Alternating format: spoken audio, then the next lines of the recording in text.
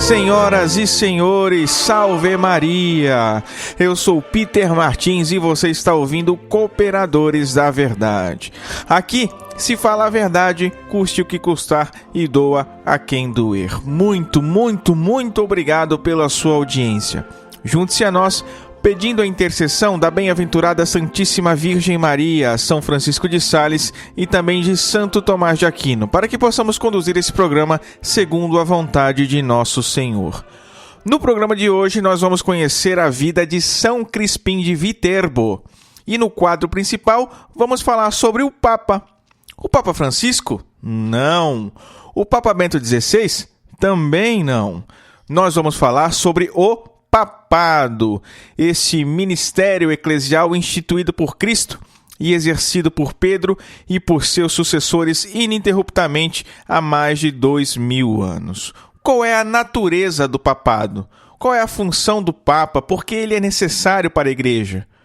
Vamos ver também a historicidade do Papa na Escritura, na tradição da Igreja. Tudo isso para deixar claro para todos e para que ninguém mais coloque em dúvida que o Papa existe desde que Cristo convocou Pedro para apacentar as suas ovelhas e que os seus sucessores seguem firmes há mais de 2000 anos exercendo o governo da Igreja Católica.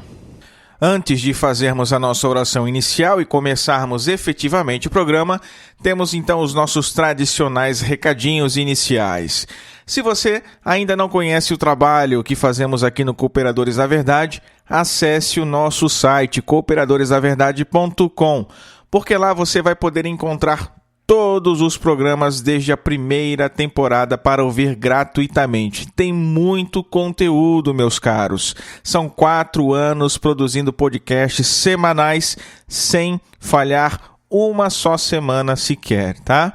Você também vai poder ler vários textos de espiritualidade, de doutrina e de apologética católica. E ainda vai poder rezar conosco as diversas novenas que nós temos lá, em texto ou em áudio, tá bom? O site tem conteúdo novo toda semana, então acessa aí e assina o nosso feed para que você receba uma notificação a cada novo conteúdo publicado. Não esqueça das nossas redes sociais também, hein? Facebook, Twitter, Instagram, YouTube, SoundCloud, Spotify, Deezer e Telegram. Todos os links estão lá no site. Curta, siga, se inscreva e interaja conosco pelas redes sociais também. No post desse programa em nosso site também tem o link para o nosso grupo no Telegram, tá? E para entrar no nosso grupo do WhatsApp, basta enviar-nos uma mensagem em nossas redes sociais. Pode ser pelo Facebook Messenger, pelo direct do Instagram, pode ser sinal de fumaça, tá? O que você achar melhor aí. Basta pedir o acesso ao grupo que nós te colocaremos lá. Tá certo? Outra coisa que eu gostaria de falar para vocês também é que nós vamos lançar uma lojinha virtual, a loja Cooperadores da Verdade lá no nosso site mesmo, tá? Você vai poder comprar os nossos produtos exclusivos que nós preparamos com muito carinho e com muita oração para todos vocês.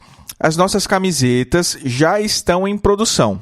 Então acesse o nosso site cooperadoresdaverdade.com/loja, porque lá você vai poder conferir os modelos que nós teremos disponíveis nesse começo de loja aí. Atenção! As camisetas ainda não estão disponíveis para venda. Logo mais é que nós vamos anunciar em nossas mídias sociais quando elas estiverem liberadas para vocês comprarem aí. E a quantidade que nós vamos lançar nesse início, né, a quantidade que vai ser produzida, que está sendo produzida nesse início da nossa loja aí, é muito limitada. Serão pouquíssimas unidades, tá?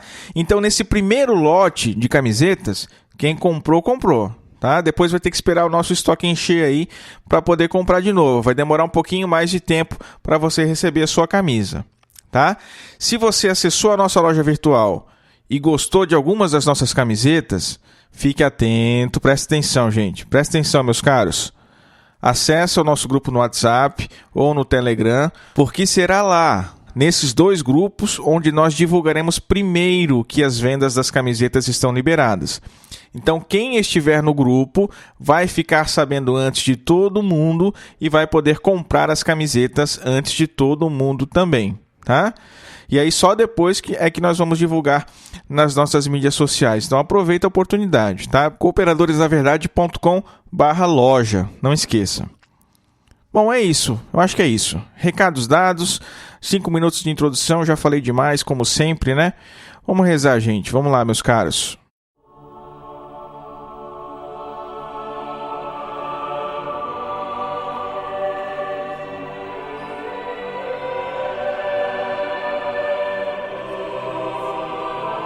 São tantas as graças recebidas e que devemos agradecer, não é mesmo? Tantas pessoas que nos pedem orações. Então junte as suas intenções às nossas intenções e rezemos juntos. Persinho crucis de inimicis nostris, libera-nos Deus noster. In nomine Patris et Filii et Spiritui Sancto. Amém. Pater noster qui es in celis, sanctificetur nomen tuum, advenet regnum tuum, fiat voluntas tua, sicut in cielo et in terra. Pane nostrum quotidianum da nobis hodie, et dimitti nobis debita nostra, sicut et nos dimittimus debitoribus nostris, et ne nos inducas in tentationem, sed libera nos a malo. Amen. Ave Maria, gratia plena Dominus tecum, benedicta tui mulieribus et benedictus fructus ventris tui, Iesus. Santa Maria, Mater Dei, ora pro nobis peccatoribus, nunc et in hora mortis nostri. Amém. Senhor, quem sois vós e quem sou eu? Vós o Altíssimo Senhor do céu e da terra, e eu o miserável vermezinho, vosso ínfimo servo. Grande e magnífico Deus, meu Senhor Jesus Cristo, iluminai meu espírito e dissipai as trevas da minha alma. Dai-me uma fé íntegra, uma esperança firme e uma caridade perfeita. Concedei, meu Deus, que eu vos conheça muito, para poder agir sempre segundo os vossos ensinamentos e de acordo com a vossa santíssima vontade. Absorvei, Senhor, eu vos suplico, o meu espírito, e pela suave e ardente força do vosso amor, desafeiçoai-me de todas as coisas que debaixo do céu existem, a fim de que eu possa morrer por vosso amor, ó Deus, que por meu amor vos dignastes morrer. Amém. E continuamos reunidos em nome do Pai, do Filho e do Espírito Santo. Amém.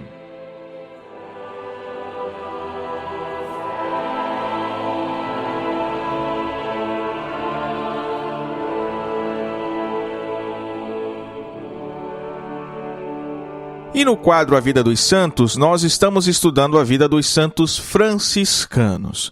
E como somos edificados pelo testemunho desses grandes santos, não é?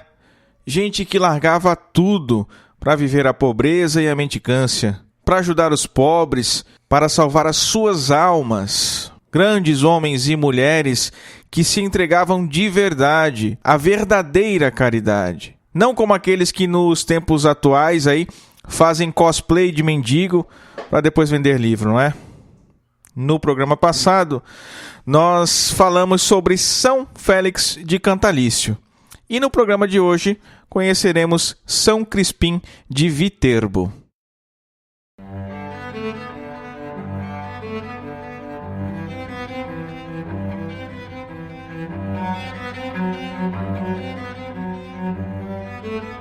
Há muitos ensinamentos na Escritura que poderiam ser citados para mostrar o quanto a virtude e a verdadeira alegria andam sempre de mãos dadas.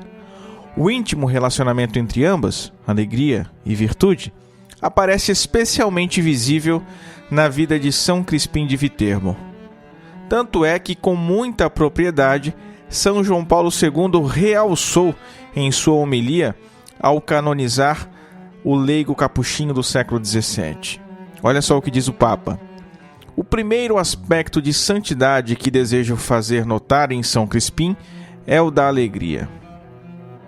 Ele nasceu em 13 de novembro de 1668 na cidade de Viterbo, que pertencia naquela época ainda aos Estados Pontifícios.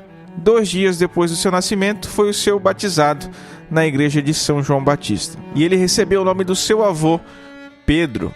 Seus pais, Ubaldo e Márdia, eram de condição muito humilde, mas eram respeitados porque tinham conduta digna e muito piedosa.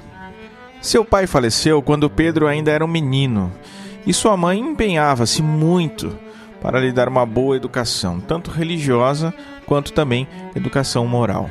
Aos 5 anos de idade, ela o levou em peregrinação ao santuário de Santa Maria de la Quercia, a fim de consagrá-lo a Nossa Senhora. E lá chegando, ambos se ajoelharam diante da bela imagem e a mãe então disse ao filho: "Estás vendo? Essa é a tua mãe, e eu agora te entrego a ela. Procura amá-la sempre e de todo o coração e honrá-la como tua senhora." Tais palavras calaram tão fundo na alma do menino que até o final da sua vida ele jamais deixou de dirigir-se à Virgem Santíssima sem chamá-la de mãe e senhora. Desde a mais tenra infância, comenta um de seus biógrafos, Pedro manifestou ter um temperamento extremamente dócil e agradável, acompanhado por uma alegria contagiante, qualidades que demonstravam as mais vantajosas predisposições para avançar nas vias da virtude, o que já demonstrava a sua futura santidade. Com pouco mais de idade, adquiriu o costume de fazer sacrifícios e muitas penitências. Jejuava todos os sábados e também nas vigílias das festas de Nossa Senhora. E assim continuou a fazer até quando adulto, mesmo quando estava doente. Seu tio, Francisco, ao ver com certa frequência a saúde de Pedro debilitada, ele sempre muito franzino, mostrava-se preocupado, mas sua boa mãe sempre o defendia, conhecia a verdadeira causa dessa fraqueza. Aos 10 anos, ele já ajudava como coroinha nas santas missas e demais tarefas de sacristão e trabalhava como sapateiro junto com seu tio, com quem trabalhou até os 25 anos. Em 1693, uma terrível seca assolou grande parte da Itália. Os habitantes de Viterbo fizeram uma procissão penitencial para implorar a Deus misericórdia, e o jovem sapateiro certamente fez questão de participar. No trajeto, ele tomou contato com alguns frades de hábito marrom que caminhavam e rezavam com modéstia e com penetração angélica. Eram os filhos de São Francisco de Assis, e seu virtuoso aspecto despertou na alma do rapaz o desejo de seguir a vida religiosa. Então ele pediu ao padre provincial para ser aceito numa das comunidades da ordem. Depois de examiná-lo bem, o superior o encaminhou ao noviciado de Palanzana. O mestre dos noviços, ao ver a sua aparência física muito mirrada, concluiu que ele não estava em condições de suportar as alteridades da regra capuchinha e decidiu então rejeitá-lo. Mas o jovem lançou-se aos seus pés e suplicou-lhe que o recebesse. Depois de passar por outras diversas provas, ele foi então admitido. Na festa de Santa Maria Madalena, revestiu-se do hábito de São Francisco e, conforme o costume das ordens religiosas, adotou o nome de Frei Crispim, em homenagem ao mártir São Crispim, que é o padroeiro dos sapateiros. A sua primeira ocupação foi cuidar da horta do convento, junto com outros irmãos. Vendo mais maduro depois na vocação, o mestre de noviços deu-lhe novo encargo. Acompanharam o irmão do convento nas tarefas de caridade. Em pouco tempo, aí o jovem religioso ficou conhecido, fora do convento, Muitas pessoas acorriam a ele para entregar as suas doações e, em troca, pediam outra esmola, só que mais valiosa do que o ganho material, As suas palavras e orações. Em meio às obrigações, Crispim não abandonava as penitências corporais e também as mortificações, nas quais encontrava força sobrenatural para suportar as insuficiências da natureza humana. Todos os noviços o tinham como modelo de perfeição religiosa e de caridade fraterna, a tal ponto que o próprio mestre de noviços dizia aos seus subalternos: "Fazei tudo como Crispim." Tendo feito sua profissão perpétua, Frei Crispim foi designado como cozinheiro do convento de Tolfa. Com a sua chegada, mudou radicalmente o ambiente da cozinha. Erigiu ali um pequeno altar com uma imagem da Santíssima Virgem, a qual frequentemente dirigia contínuas orações. Vários foram os outros conventos pelos quais o santo passou nos seus 50 anos de vida religiosa. Monte Rotondo, Roma, Albano e Orvieto. Em cada um deles, desempenhou os ofícios mais simples com humildade e despretensão singulares. Em 1750, mesmo já estando com a saúde muito debilitada, já acamado, sua habitual alegria não o abandonou. Havia regressado ao convento de Roma e, não querendo atrapalhar a celebração da memória de São Félix de Cantalício, que nós falamos no programa passado, vejam só, Frei Crispim declarou ao enfermeiro que só morreria depois dos 2 dias dedicados à memória de São Félix. E efetivamente assim se fez. O Senhor o levou no dia 17 de maio, aos 82 anos. De fato, só aquele que cumpre a própria missão é capaz de ter genuína alegria, pois está em paz com Deus. Leva na alma a paz verdadeira, a da boa consciência de quem pratica a virtude e dá as costas ao pecado. São Crispim de Viterbo, rogai por nós.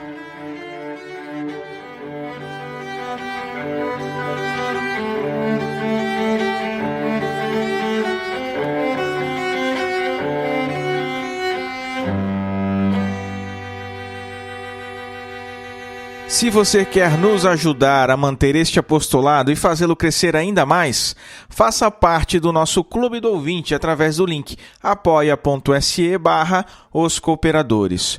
Os sócios do nosso Clube do Ouvinte, como um modo de lhes agradecer, recebem o link para ouvir o podcast antes de todo mundo. E agora também receberão conteúdos exclusivos que eu vou produzir nos stories do nosso Instagram.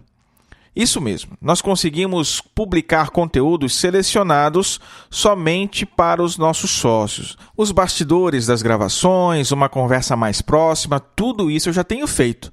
Mas eu ainda vou preparar alguns estudos, reflexões de leituras que eu estou fazendo e vou mandar lá nos stories exclusivamente para os nossos sócios, tá bom? Mas se você não pode agora se comprometer com uma contribuição mensal, que é a proposta do nosso Clube do Ouvinte, né? Há uma outra forma para que você possa nos ajudar, comprando os livros e também os cursos que nós anunciamos, tanto nas nossas redes sociais, quanto também no nosso site. Cada livro e cada curso que é adquirido pelos links que nós divulgamos gera uma pequena comissão para nós, sem que você pague a mais por isso. E os nossos ouvintes, os nossos amigos, têm comprado muitos livros que nós anunciamos. E isso tem nos ajudado grandemente a pagar as nossas despesas. E eu quero agradecer enormemente e rezar por vocês todos os dias, porque isso nos ajuda muito, tá? Recebam aí a minha gratidão. Você adquire livros e cursos de excelente qualidade, curso de liturgia, história das guerras católicas, patrística, tem muita coisa boa. Você vai aprender muito mais sobre a nossa fé, vai ficar mais inteligente e ainda vai poder ajudar os cooperadores. Vamos para o assunto principal de hoje? Vamos falar sobre o papado.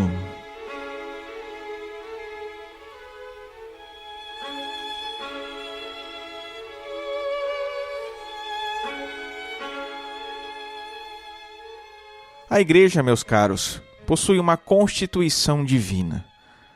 Jesus livremente escolheu 12 apóstolos e, dentre os escolhidos, elegeu um para ser o primeiro, Pedro. Nas várias listas existentes no Novo Testamento, sempre aparece o nome de Pedro dessa maneira. É o primeiro. Em um documento chamado O Primado do Sucessor de Pedro no Mistério da Igreja, formulado pela Congregação para a Doutrina da Fé, cujo prefeito na época era o então cardeal Joseph Ratzinger, resume de maneira singular a primazia de Pedro. Vejamos o que diz o documento. Primeiro, Simão, chamado Pedro.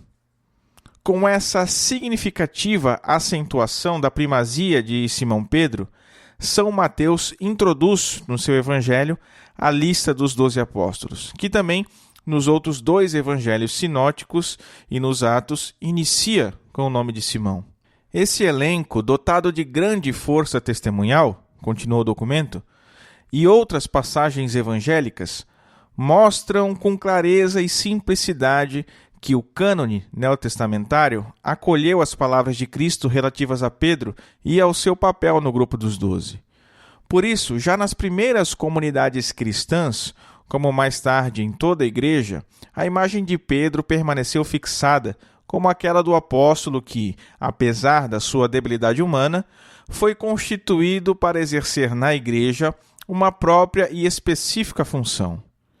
Ele é a rocha sobre a qual Cristo edificará a sua igreja.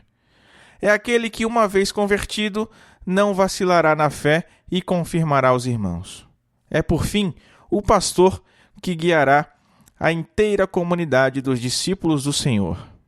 Na figura, na missão e no ministério de Pedro, na sua presença e morte em Roma, atestadas pela mais antiga tradição literária e também arqueológica, a igreja contempla uma realidade profunda, que está em relação essencial com o seu próprio mistério de comunhão e de salvação. Onde está Pedro, aí está a igreja. Ubi Petrus, ibi ergo ecclesia. A igreja, desde o seu início e com crescente clareza, entendeu que, assim como existe a sucessão dos apóstolos no ministério dos bispos, assim também, no ministério da unidade, confiado a Pedro, pertence à perene estrutura da Igreja de Cristo e que esta sucessão está fixada na sede do seu martírio, em Roma, né? Pedro, portanto, tinha uma função especial dentro do colégio dos apóstolos. Foi a ele que Jesus disse: "Eu te declaro, tu és Pedro, e sobre esta pedra edificarei a minha igreja. E tu, por tua vez, confirma os teus irmãos, e ainda apacenta as minhas ovelhas." Esta realidade, que está tão clara nas Sagradas Escrituras, manifestou-se da mesma forma na história da igreja ao longo dos séculos.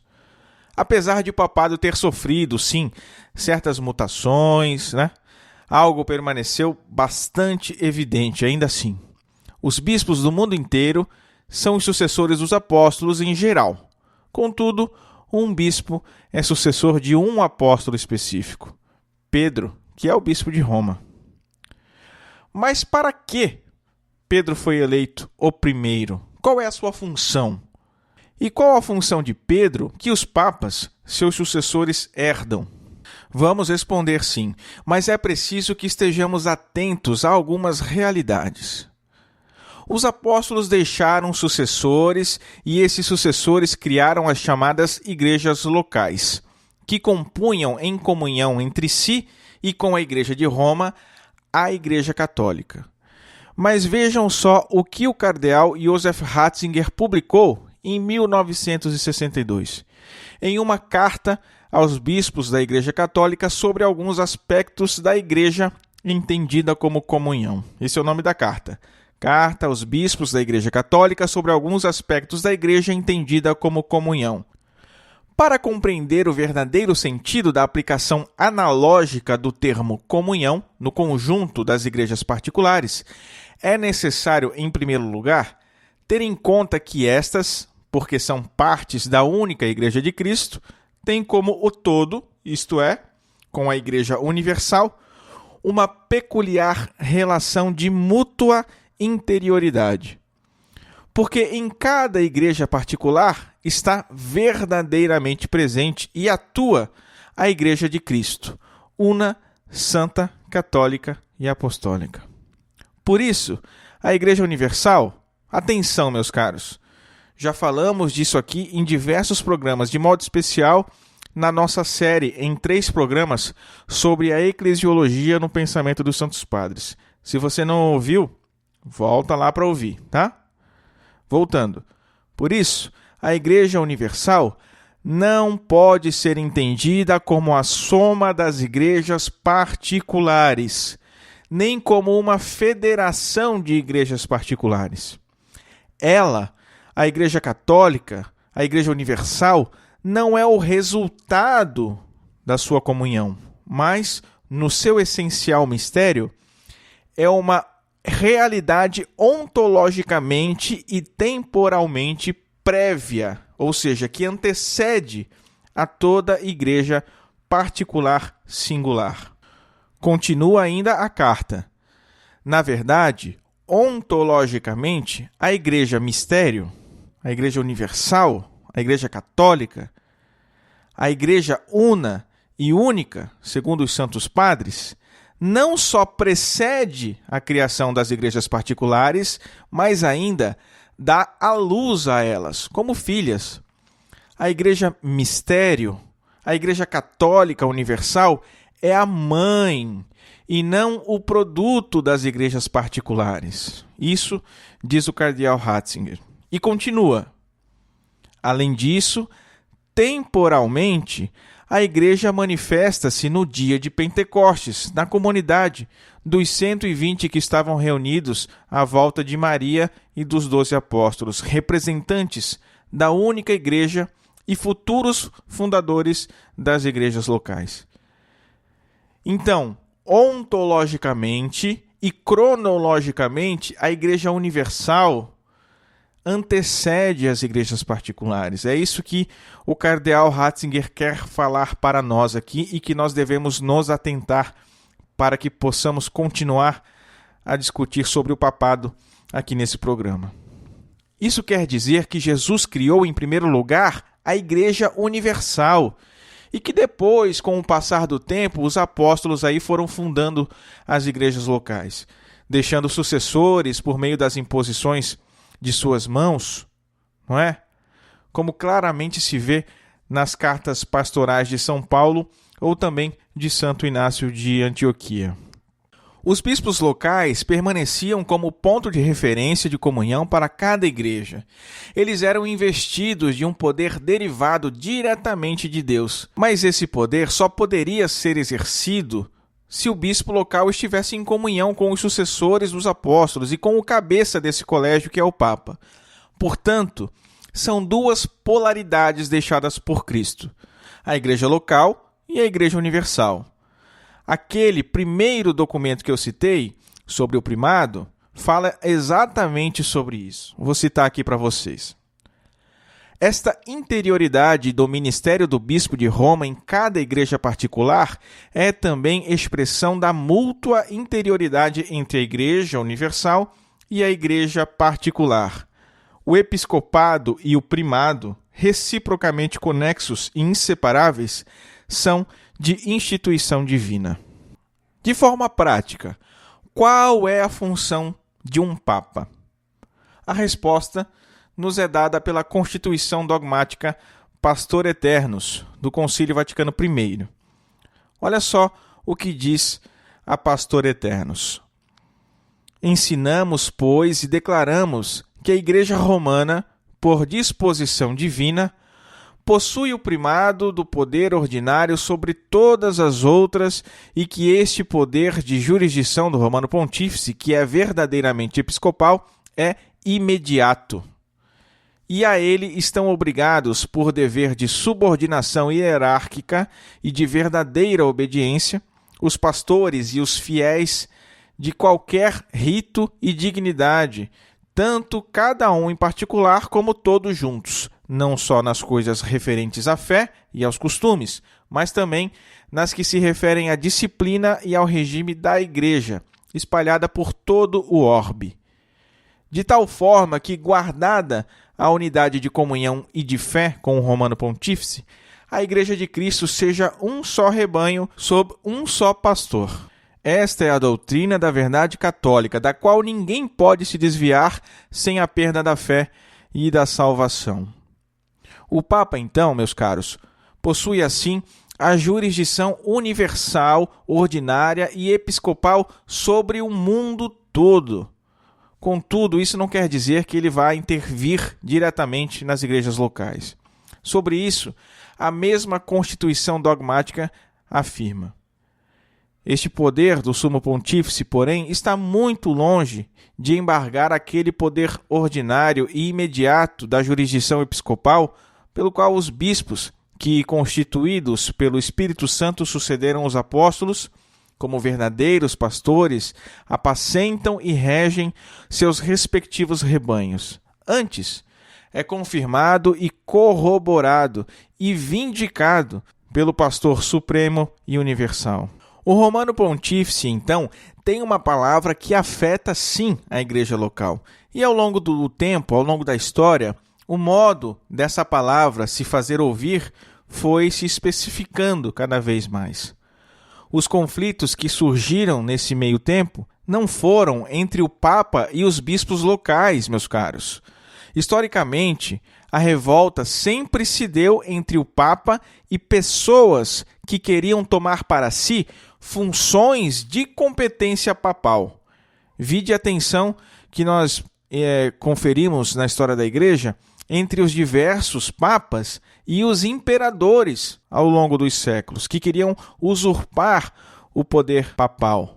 Mas esses conflitos não se deram somente entre o papado e os governos seculares. Aconteceram também entre o Papa, e os concílios ecumênicos, por exemplo. Algo que, claro, concílio ecumênico é algo meramente temporal, né? Concílio ecumênico não é de constituição divina. Na Idade Média, um grupo de teólogos começou a propagar que o concílio, o corpo dos bispos reunidos, tinha poder para julgar um papa. Uma heresia grave que nós chamamos de conciliarismo. E o mesmo documento do Concílio Vaticano I acaba versando sobre isso também. Vejamos. E porque o Romano Pontífice preside a Igreja Universal em virtude do direito divino do primado apostólico, também ensinamos e declaramos que ele é o juiz supremo dos fiéis, podendo-se, em todas as coisas que pertença ao foro eclesiástico, recorrer ao seu juízo. Mas também que a ninguém é lícito pôr em questão o juízo desta sé apostólica, e que ninguém pode rediscutir o seu juízo, nem julgar de seu juízo, visto que não há autoridade acima dela. Por isso estão fora do reto caminho da verdade os que afirmam ser lícito apelar dos juízos dos romanos pontífices ao concílio ecumênico, como autoridade acima do Romano Pontífice. Quando os bispos do mundo todo perceberam a dimensão do poder papal, sentiram-se de alguma forma diminuídos, preteridos. E essa foi uma consequência, obviamente, não desejada do Concílio Vaticano I. Este sentimento de apequenamento que se apoderou dos bispos locais diante da infalibilidade papal. Mas, meus caros, isto também é um erro grave, pois o que Jesus deixou foi o colégio dos apóstolos, do qual o primeiro é Pedro. E atenção, não foi como o primeiro entre os seus iguais, mas sim como o verdadeiro superior. E pelo amor de Deus, isso não isenta os demais bispos das suas respectivas responsabilidades, né? A colegialidade consiste precisamente no exercício dessas responsabilidades, não somente no âmbito da igreja local, mas no da igreja universal. É exatamente isso que diz a Constituição Dogmática Lumen Gentium, um dos mais importantes textos do Concílio Vaticano II. Mais um episódio cheio de citações hoje, hein? Vamos lá. Olha o que diz o documento. O colégio ou o corpo episcopal não tem autoridade a não ser em união com o Romano Pontífice, o sucessor de Pedro, entendido como sua cabeça, permanecendo inteiro o poder do seu primado sobre todos, quer pastores, quer fiéis. Pois o Romano Pontífice, em virtude do seu cargo de vigário de Cristo e pastor de toda a Igreja, tem nela pleno, supremo e universal poder que sempre pode exercer livremente. A ordem dos bispos, que sucede ao colégio dos apóstolos no magistério e no governo pastoral, e ainda mais, na qual o corpo apostólico se continua perpetuamente, é também, juntamente com o Romano Pontífice, sua cabeça, e nunca sem a cabeça, sujeito do supremo e pleno poder sobre toda a Igreja. Poder este que não se pode exercer senão com o consentimento do Romano Pontífice. Assim, então, fica claro que cada bispo é responsável também pela igreja do mundo inteiro, não só pela sua própria diocese. É preciso que ele exerça solicitude para com a Igreja Universal. Canonicamente, o modo de se aplicar a colegialidade pode variar, como de fato variou ao longo do tempo, né? Ao longo dos séculos, a Igreja idealizou estruturas humanas para que isso fosse feito. Os sínodos regionais, os patriarcados, as conferências episcopais, os sínodos dos bispos em Roma, ou seja, são organizações essas que podem mudar, porque são de ordem temporal, são deste tempo, são para a organização da Igreja militante.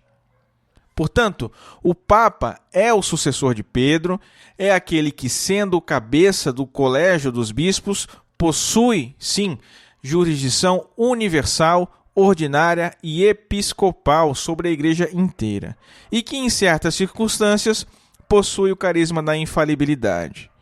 É também o portador das chaves, porque foi o nosso Senhor Jesus Cristo quem disse: eu te declaro, tu és Pedro, e sobre esta pedra edificarei a minha igreja. As portas do inferno não prevalecerão contra ela.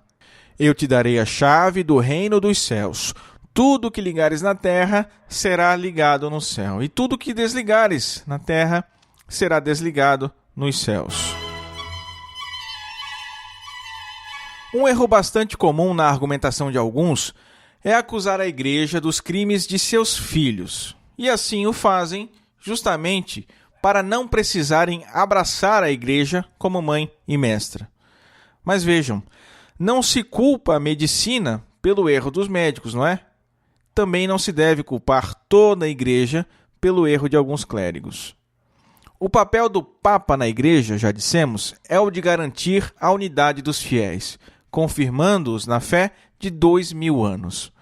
E um verdadeiro Papa não pode tirar novas doutrinas da sua mitra como se fosse um mágico. Nós já falamos disso aqui diversas vezes. Nestes termos, então, um bom católico deve acolher todos os papas, ainda que, claro, nós sintamos aí predileção por um ou por outro, né? Isso aí não tem problema nenhum.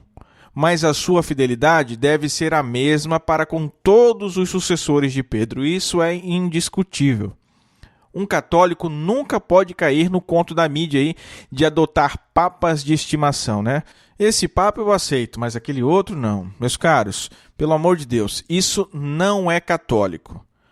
Os papas são homens maculados pelo pecado e por isso cheios de fraqueza. Na história da igreja, houve muitos pontífices dignos de pena.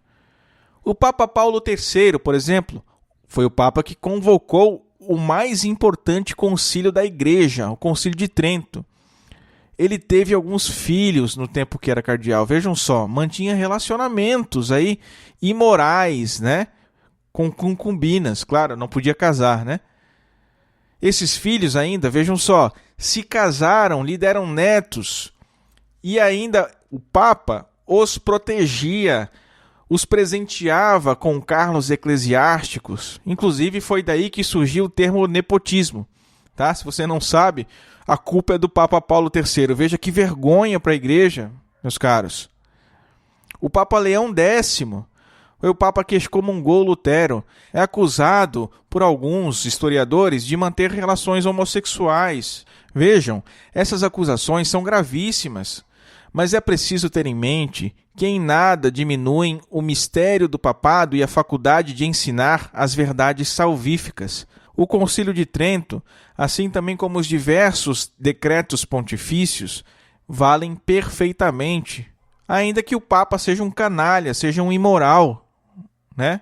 A fé católica não depende do caráter de quem a ensina, meus caros, mas sim daquelas notas cristãs que eu sempre tenho dito aqui, né? Quod ubique, quod semper, quod ab omnimus. Deve ser a fé de todos os lugares, professada desde sempre e por todos os fiéis. Houve períodos muito conturbados na história da Igreja, que inclusive o número de fiéis católicos de verdade ficou bem reduzido.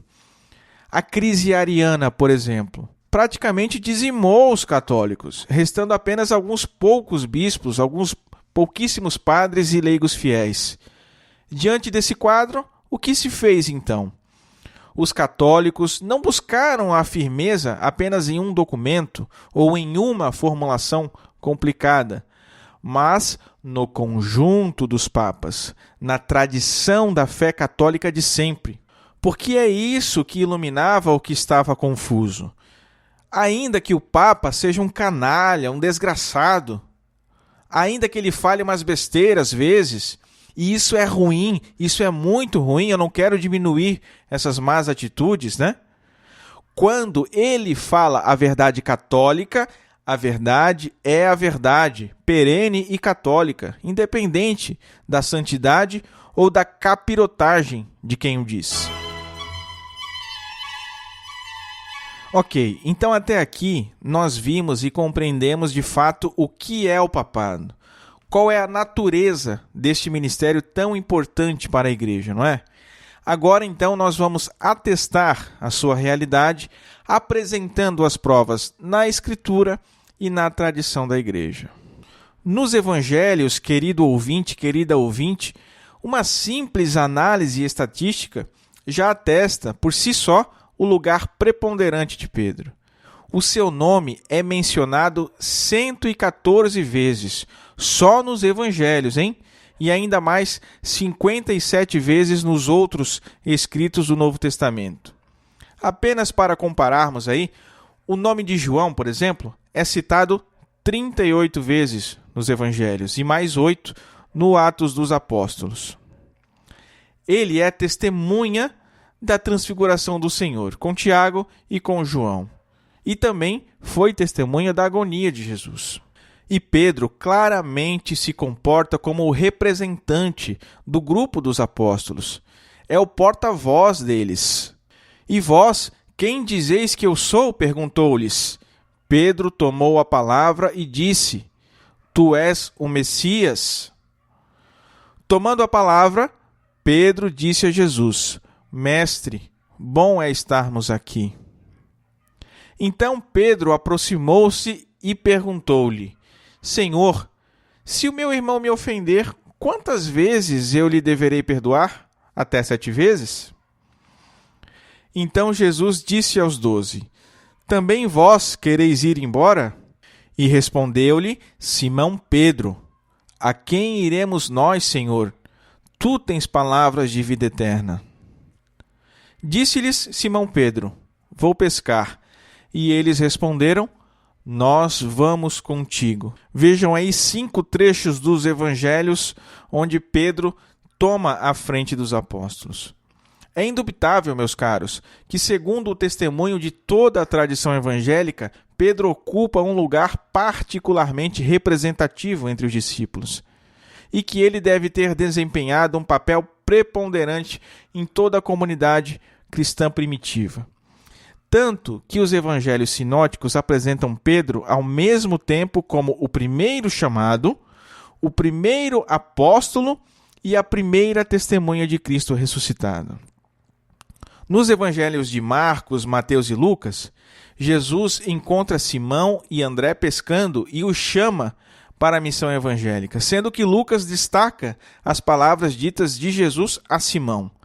Não temas, serás pescador de homens. Na ocasião, Pedro reconhece-se pecador, Jesus confere a missão a Pedro, que o segue. Pedro foi, então, assim, o primeiro dos apóstolos a ser chamado. O primeiro dos apóstolos, como eu já disse lá no início da pauta, né? Por mais que a lista dos nomes dos apóstolos sejam divergentes quanto à ordem, né? Elas concordam em colocar o nome de Pedro sempre na primeira posição. Pedro foi o primeiro apóstolo a ver Cristo ressuscitado. Isso é testemunhado no Evangelho de Lucas. Realmente o Senhor apareceu a Simão, e em plena sintonia com a primeira carta de São Paulo aos Coríntios. Cristo morreu pelos nossos pecados, segundo as Escrituras, foi sepultado e ressuscitou ao 3º dia, segundo as Escrituras, apareceu a Cefas e depois aos 12. Bem, Isso já seria indício o suficiente para concluirmos que Pedro foi sim uma pessoa de destaque, conforme os relatos da Escritura. Se não bastasse isso, nós ainda vemos, por exemplo, no Evangelho de Mateus, claramente Jesus dizendo que edificará a sua igreja sobre a pedra, que é Pedro. No Evangelho de Lucas, Jesus diz que rogou por Pedro para que sua fé não desfalecesse. E ainda disse que, uma vez convertido, ele deveria confirmar os seus irmãos. Jesus ainda pediu a Pedro, conforme descrito no Evangelho de São João, que Pedro apacentasse as suas ovelhas. Diante de tudo isso, meus caros, com todo o contexto que a Escritura apresenta sobre Pedro, não restam dúvidas. Mas ainda há quem queira interpretar Mateus de forma a diminuir ou mudar o sentido das palavras de Jesus a Pedro. Dizem que o nome Pedro não significa rocha, mas pedra, pedrinha, pedra de arremesso, missão falha, né? Um erro crasso. Pedra, pedrinha, pedra de arremesso, no grego, é litos e não petros. Na passagem da mulher adúltera, por exemplo, aquele que dentre vós estiver sem pecado, seja o primeiro que lhe atire a pedra. A palavra no grego utilizada é litos e não petros ou petra. Ao passo que em outras passagens, Jesus mesmo é chamado de Petra, assim como Pedro, Petrus. E olha, vou fazer um disclaimer aqui, tá? Antes que me apedrejem, né? Isso não tira a magnitude de Jesus como a rocha da salvação e nem a função de Pedro como a rocha da unidade da igreja. Outros ainda dizem que Jesus edificou a igreja sobre a confissão de fé de Pedro e não sobre a pessoa de Pedro. Meus caros, meu Deus do céu, é até meio constrangedor a gente ter que explicar isso, né? Uma confissão de fé não surge sozinha, do nada, pairando no ar, não é verdade? É preciso que alguém a pronuncie, e esse alguém foi Pedro. Além do mais, Jesus se dirige totalmente à pessoa de Pedro. Bem-aventurado és tu, Simão, porque não foi a carne nem o sangue que te revelou isso. Eu te declaro, tu és Pedro. Eu te darei as chaves do céu. Foi o nome de Pedro que Cristo mudou, e é a esse nome mudado que ele alude, conforme o costume bíblico de se mudarem os nomes quando Deus designa uma missão importante a alguém. E ainda é digno de nota, né, que somente Abraão e o próprio Deus foram chamados assim, pedra, no Antigo Testamento. Ao passo que no Novo Testamento, como eu disse, apenas Jesus e Pedro o foram. As chaves na Escritura são um símbolo conhecido para a autoridade, como se vê em outras passagens nos livros de Isaías e de Apocalipse. E aqui, esse episódio das chaves encontra um paralelo importantíssimo com Isaías 22:22. Tal como em Isaías, onde o Senhor coloca as chaves sobre os ombros do seu servo Eliaquim, assim também Jesus concede a Pedro as chaves da sua casa, o reino dos céus, e com isso o estabelece como seu administrador. Aliás, esse cargo que desempenhava Eliaquim fazia dele o vigário do rei. E o que a tradição da igreja diz de Pedro? Não é o vigário de Cristo? A imagem das chaves ainda é especificada pela segunda parte do versículo. O que ligares na terra será ligado nos céus, e o que desligares na terra será desligado nos céus. Os dois termos, ligar e desligar, pertencem à linguagem rabínica e aplicam-se primeiro ao domínio disciplinar da excomunhão, com a qual se condena ou se absolve alguém, né? E depois as decisões doutrinais ou jurídicas, no sentido de defender ou permitir. Pois é preciso algo mais ainda? Se não bastasse tudo isso, nós ainda temos 2000 anos de tradição ininterrupta, crendo e defendendo o papado. Desde os primeiros séculos, em total harmonia com o que eu disse aqui da Escritura. O Concílio de Éfeso, por exemplo, que muitos protestantes dizem subscrever, sem saber nem qual foi o seu conteúdo direito, né? O Concílio de Éfeso proclamou solenemente a primazia petrina.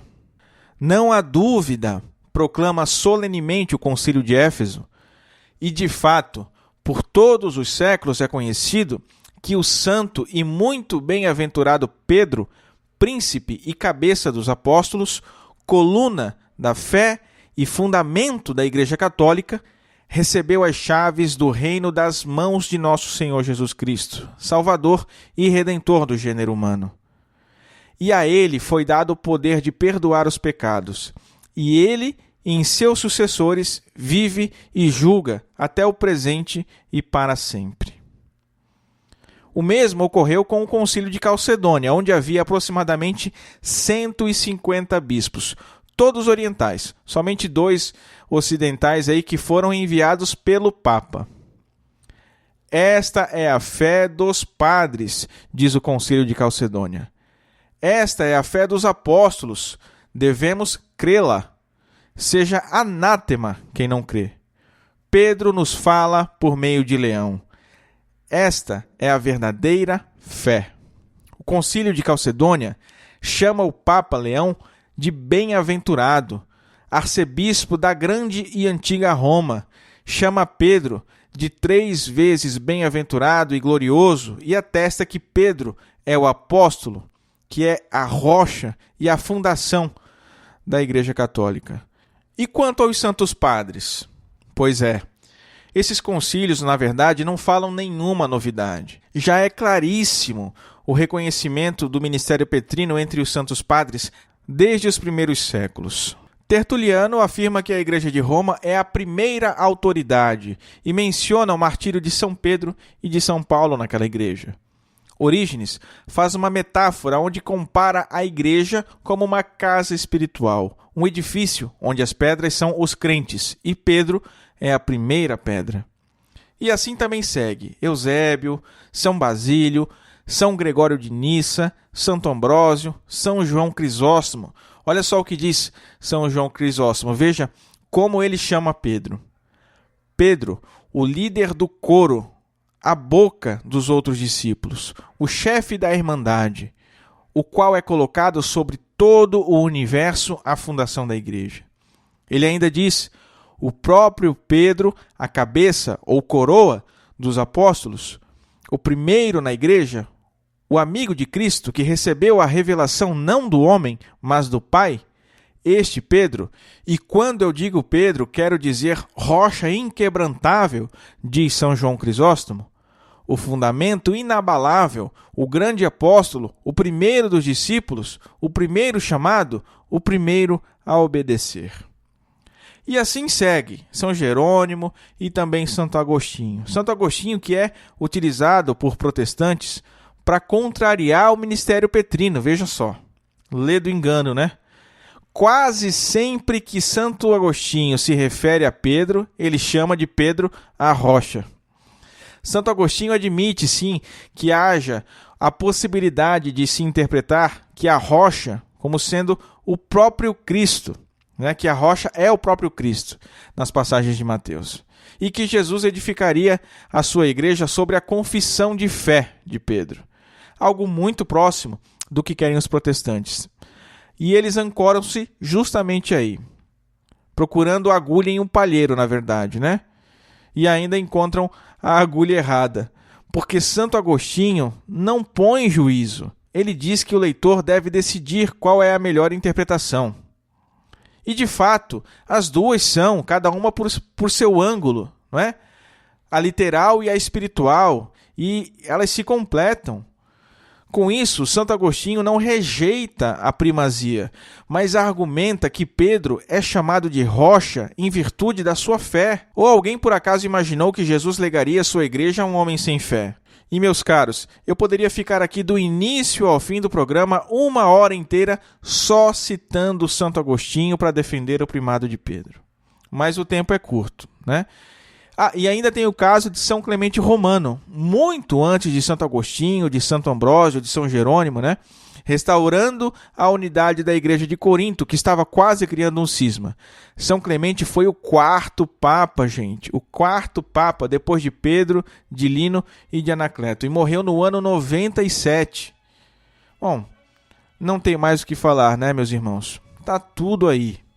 Quem tiver ouvidos, ouça. Verdade conhecida, verdade obedecida. Esse é um lema que eu levo para a minha vida aqui, né? Verdade conhecida, verdade obedecida. Que é uma frase de Platão, mas é muito cristã, né? Se você ficou com alguma dúvida, leia, estude, confirme as informações que eu disse aqui. Procure outros escritos dos santos padres, procure os documentos da igreja, leia a Sagrada Escritura e você verá que tudo converge para essa única verdade, a verdade católica.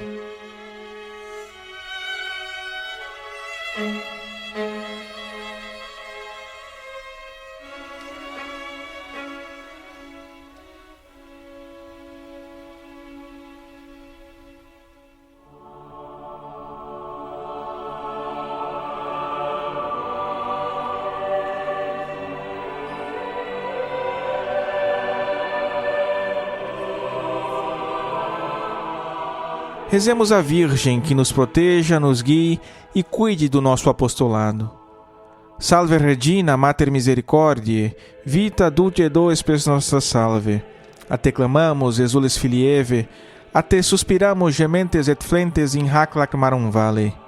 Eia ergo advocata nostra, illos tuos misericordes oculos ad nos converte, et Iesum benedictum fructum ventris tui, nobis post hoc exilium ostende. Ó Clemens, ó Pia, ó Dulcis Virgo Maria.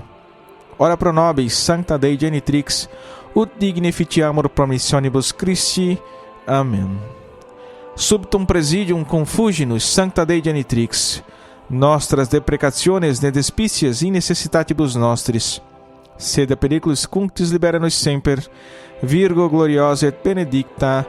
Amém.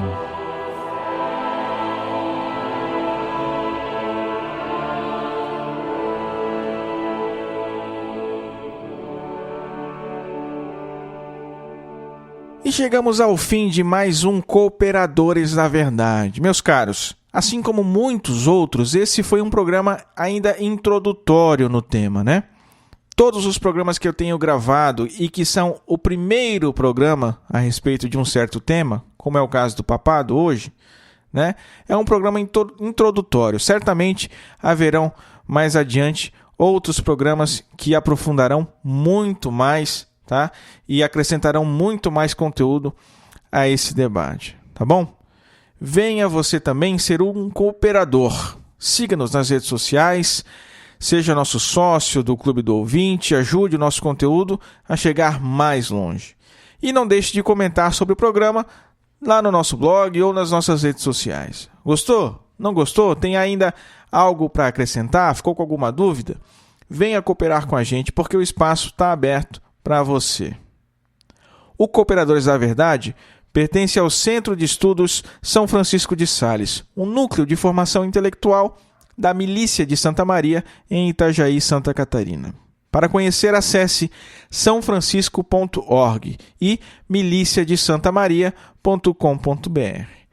Muito obrigado pela audiência. Reze por nós. Deus te abençoe. Salve Maria!